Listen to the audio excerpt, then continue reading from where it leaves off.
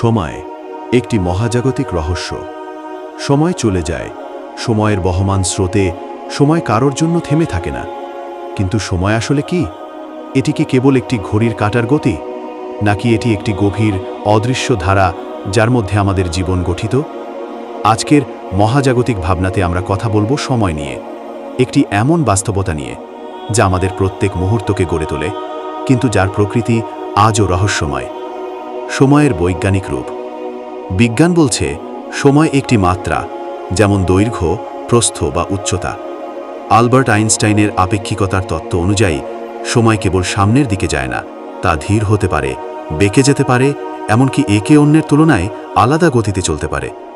বৃহৎ অভিকর্ষ ক্ষেত্রের পাশে সময় ধীরে চলে, এমনকি ব্ল্যাক হোলের কিনারায় সময় প্রায় থেমে যায়। কোরআনের আলোতে সময়। আল্লাহ কোরআনে শপথ করেছেন সময়ের নামে, ওয়াল আসর, সময়ের শপথ, সূরা আল আসর। কেন সময়ের শপথ? কারণ সময়ই মানুষকে ক্ষতির দিকে টানে, যদি না সে থাকে ঈমান, সৎকর্ম, সত্য ও ধৈর্যের পথে।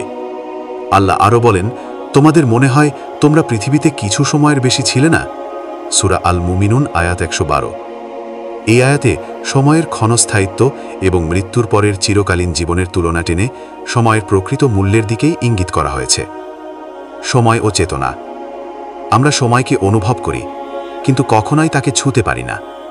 চোখের পলকে সময় হারিয়ে যায় অতীতে, এবং ভবিষ্যৎ সবসময় রয়ে যায় ধোঁয়াটে। চেতনার মাধ্যমে আমরা অতীতকে স্মরণ করি, ভবিষ্যৎ কল্পনা করি। তাহলে সময় কি শুধুই বাস্তব জিনিস, নাকি এটি চেতনারও সৃষ্টি? আর যদি সময় একদিন থেমে যায়, তখন কি হবে? সময় কেবল ঘড়ির কাঁটার হিসাব নয়, এটি আমাদের জীবন, আমাদের পরীক্ষা, আমাদের যাত্রা। মহাজাগতিক ভাবনাতে আমরা সময়, সৃষ্টি এবং স্রষ্টার সম্পর্কে গভীরভাবে চিন্তা করি। আমাদের ইউটিউব চ্যানেল আলোর যে পথ সাবস্ক্রাইব করে রাখুন এবং যুক্ত থাকুন এই অনন্ত চিন্তার জগতে। কারণ সময় চলে যায় মহাকালের স্রোতে, কিন্তু রেখে যায় স্মৃতিচিহ্ন, রেখে যায় অবারিত জ্ঞান।